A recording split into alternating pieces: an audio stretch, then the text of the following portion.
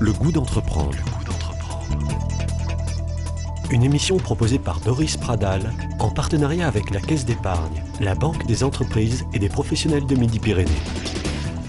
Bonjour à tous, le goût d'entreprendre va émoustiller vos papilles aujourd'hui. Nous recevons un artisan chocolatier, Jean-Pierre Dujon-Lombard. Si je vous dis Criollo, ça vous mettra certainement l'eau à la bouche. Cet artisan est un homme de caractère, c'est un explorateur de goût et de saveurs, mais il est aussi chef d'entreprise.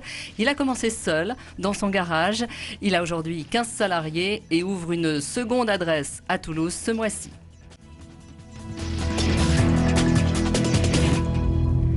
Bonjour Jean-Pierre Dujon-Lombard. Bonjour à tous.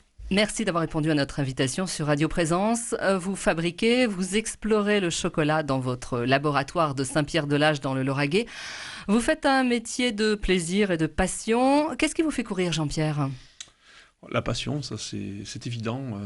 Puis c'est le produit aussi, le chocolat qui est vraiment un produit merveilleux de par sa texture, ses goûts. Je crois qu'on ne prend pas encore conscience la palette énorme de goûts que peut avoir le chocolat. Et tous les jours on apprend, tous les jours on s'améliore. Les mariages aussi, on va amener des mariages nouveaux avec ce chocolat. Vraiment, c'est un métier sans fin. On peut dire que vous avez bâti un petit empire autour du chocolat depuis une dizaine d'années. Petit empire pour l'instant, deviendra grand. Mais d'abord, racontez-nous votre histoire. Vous n'avez pas toujours été dans le chocolat. Non. Moi, je suis issu d'une école hôtelière.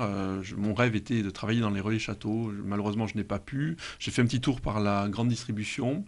Et puis, je me suis très vite épuisé dans la grande distribution. Et là, j'ai eu une opportunité. Je me suis mis à vendre du matériel agroalimentaire, donc une toute petite gamme servait aux chocolatiers. C'était le lancement de ces petites machines. Et là, ça m'a permis de découvrir ce métier que je ne connaissais pas.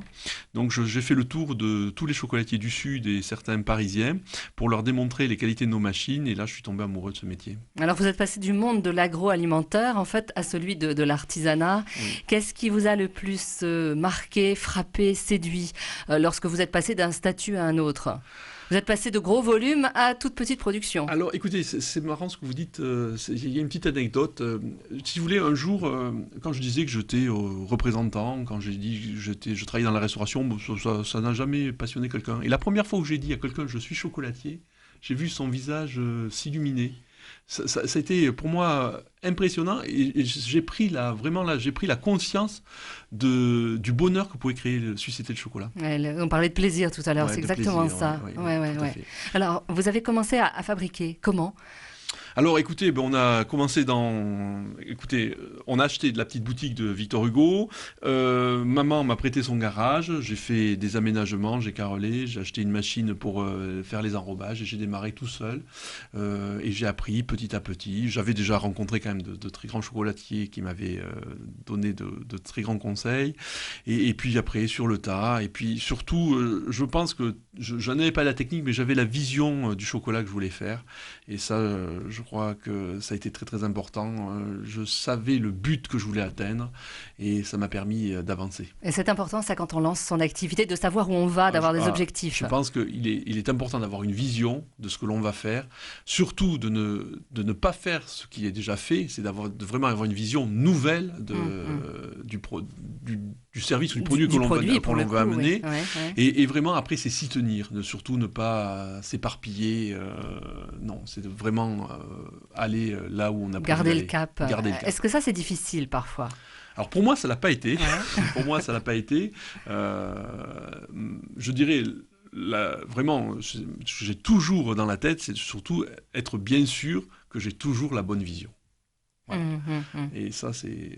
Qu'est-ce qui vous dit à un moment, ça y est, c'est bon, je suis sur le bon chemin, j'ai fait le bon choix ? C'est les clients. C'est les retours clients. C'est les retours clients. Franchement, ils sont merveilleux. Je le dis jamais assez parce que je n'ai pas l'occasion de le dire. C'est toujours gênant pour moi, tous les gens qui gentiment viennent m'encourager, viennent me féliciter. Mais je pense que c'est vraiment extrêmement moteur. Et les chiffres sont là également. Alors les chiffres d'affaires est là. Les chiffres d'affaires sont là. C'est une entreprise prospère qui est innovante, qui investit, qui vit. Une entreprise qui a embauché également, puisque vous étiez seul, vous êtes 15 aujourd'hui. 15, oui. Alors vous avez embauché dans quel secteur, dans quel domaine de compétences ? Alors on a bien sûr le premier domaine de compétences et le plus important, c'est toute la fabrication de chocolat, donc ce sont les chocolatiers. C'est très très important. Donc les gens rentrent et on essaie de les faire grandir avec de la formation interne, de la culture du goût, on essaie de les faire grandir. Ensuite, on a le deuxième métier, c'est la vente. Il n'y aurait pas eu de réussite si on n'avait pas eu une équipe de vente tout aussi efficiente.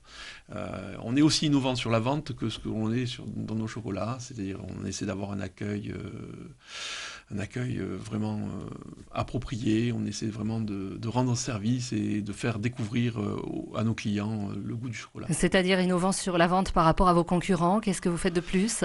C'est surtout, on essaie vraiment d'apporter on essaie d'apporter la culture du chocolat aux gens et on essaie surtout de leur fournir vraiment le chocolat qui leur convient. C'est ça. Dans la démarche de vente, on essaie déjà de bien comprendre le goût des personnes et essayer de trouver dans notre gamme, on a quand même 48 tablettes, par exemple, quelle est la meilleure tablette qui conviendra à la personne. Oui, tout à fait. Donc, parce que chaque personne a un goût particulier, a un chocolat qui lui correspondrait. Exactement. Par ailleurs, je repars parce qu'effectivement, il faut le dire et le redire, le goût chocolat n'est pas un goût homogène. Le goût chocolat est multiple. Il y a plusieurs cabosses, plusieurs régions de production, ce qui donne plusieurs notes, plusieurs formes d'arôme chocolat. Si on prend juste l'arôme chocolat, qu'on croit connaître, eh bien vous avez l'arôme très facilement. Vous avez plusieurs arômes chocolat. Vous avez d'abord l'arôme chocolat type cacao, c'est produit brut, les goûts de la fève. Vous avez l'arôme chocolaté de l'enfance, dont tout le monde se souvient. Et vous avez l'arôme chocolat cuisson du four. Quand vous faites cuire un gâteau au chocolat, il y a un goût chocolat que vous n'avez nulle part ailleurs. Il y a une odeur particulière et un goût, tout à fait. Que vous n'avez nulle part ailleurs. Vous voyez que déjà, rien que sur la note chocolat, on a déjà au moins trois variantes possibles. Eh bien, à ces variantes de chocolat, il va arriver des notes de fleurs, de fruits, qu'on va découvrir naturelles, pas ramenées. C'est le cacao qui porte ces notes naturelles. Et ça, vous avez un rôle pédagogique sur le chocolat. Dans vos boutiques, vous y tenez, vous expliquez. Clairement, oui. Et c'est là un petit peu la vision de l'entreprise. C'est dire que finalement, le chocolat a la même variété que le vin, par exemple, et qu'on va pouvoir avoir le même discours. On est à la fois sommelier dans la sélection des couvertures et des cacaos, et on est à la fois cuisinier parce qu'on va les transformer et les marier à d'autres saveurs. Alors justement, vous parlez de chocolat, vous parlez aussi de produits. Comment vous achetez vos chocolats? Comment vous les sélectionnez? Est-ce que vous faites appel à des négociants? Est-ce que vous voyagez? Alors en fait, l'expertise de Criollo sur le chocolat, on sait très bien acheter les couvertures. C'est-à-dire que c'est le chocolat qui nous est fourni, ce sont des grosses plaques de chocolat, mais qui est déjà transformé. Et ça, on a vraiment une expertise de goût. C'est-à-dire qu'on va texter par origine la meilleure expression possible. On a 8 couverturiers sur la planète qui travaillent pour nous et on va prendre la meilleure expression par origine. Mais pour pouvoir parler aux couverturiers, on a aussi développé notre culture du cacao. C'est-à-dire que je voyage et je fais déguster aussi beaucoup mes jeunes pour vraiment qu'on connaisse en amont le goût des fèves pour savoir ce qu'on doit retrouver dans la couverture. Voilà, c'est un double entrée. Voilà. Et après, parce que là aussi, les couverturiers vous racontent des petites histoires, mais on est attaché à vérifier qu'elles soient vraies. Et vous faites appel à des producteurs, par exemple, je pense quand vous allez au Brésil, directement, oui, je vais voir les producteurs. En contact direct. Je vais voir les producteurs de mes couverturiers.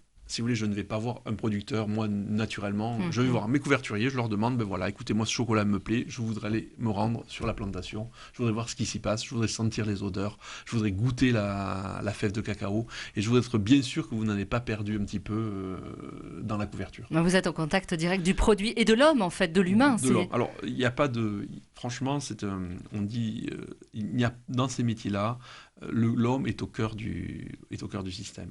C'est-à-dire que le planteur, s'il n'a pas bien fait son travail, les ingénieurs agro qui vont surveiller le planteur et qui vont aider le planteur s'ils ne sont pas là, si le couverturier n'achète pas correctement ses fèves, si nous, on utilise cette couverture, on la laisse traîner dans les machines ou vous la stockez, mal stockée, tout ça, si nous, on la marie pas avec un arôme qui lui convient, eh bien, tout ce travail va s'effondrer, mais en même pas une demi-heure. Donc en fait, c'est vraiment les hommes, ils sont au cœur du système. Il faut vraiment des gens motivés, des gens qui ont la passion de ce qu'ils font, et il faut qu'il n'y ait aucune rupture dans toute la chaîne. Votre entreprise marche bien aujourd'hui. Pourquoi ça a marché tout de suite? Pourquoi ça a fonctionné? Parce que vous êtes quand même sur un domaine, on va dire, de luxe. Vous êtes sur des produits haut de gamme, voire très haut de gamme. Pourquoi ça a fonctionné d'après vous? Il y a des besoins, il y a des envies, il y a des demandes? Je pense que la tendance générale, les gens veulent savoir ce qu'ils mangent et ils vont vers des produits de qualité. Ça, c'est la tendance générale. Maintenant, sur le cacao, c'est peut-être qu'on a une vision très forte, je le redis, sur le terroir. Et ça, je crois que ça séduit le grand public. Vraiment, l'idée séduit, mais il y a surtout le goût du terroir qui confirme la séduction. Parce qu'on pourrait raconter une belle histoire, mais si derrière il n'y avait pas un arôme exceptionnel, des profondeurs d'arôme chocolat, du caractère dans ce goût de chocolat, ça ne marcherait pas. C'est-à-dire que je pense que l'histoire est conforme aux produits que l'on donne. Ça doit être difficile de gérer quand même l'entreprise. Vous allez rentrer là par exemple dans une période un peu chaude de grosse production pour les fêtes de fin d'année. Comment vous gérez les stocks? Comment vous gérez tout ça? Alors, écoutez, on a l'informatique, c'est même pour une entreprise, une toute petite PME, on a de l'informatique. On a des hommes, je suis entouré d'une équipe vraiment de très très grande qualité, des jeunes qui ont envie de grandir et qui grandissent bien. Et voilà, on essaie de faire du mieux que l'on peut. Et voilà, c'est un pari, hein, chaque année, on remet le tablier, on repart à zéro. Et comment vous voyez l'avenir pour votre entreprise? Écoutez, je suis assez serein. On a un grand challenge, c'est réussir l'ouverture de Saint-Étienne. C'est un nouveau métier, le côté salon de thé. Au mois d'octobre, sur Toulouse. C'est un nouveau métier. Mais bon, j'ai des collaborateurs qui sont volontaires et je pense qu'on va y arriver. Vous parliez tout à l'heure d'innovation, ça c'était important dans la boutique que vous allez ouvrir sur Toulouse Centre, 3e boutique.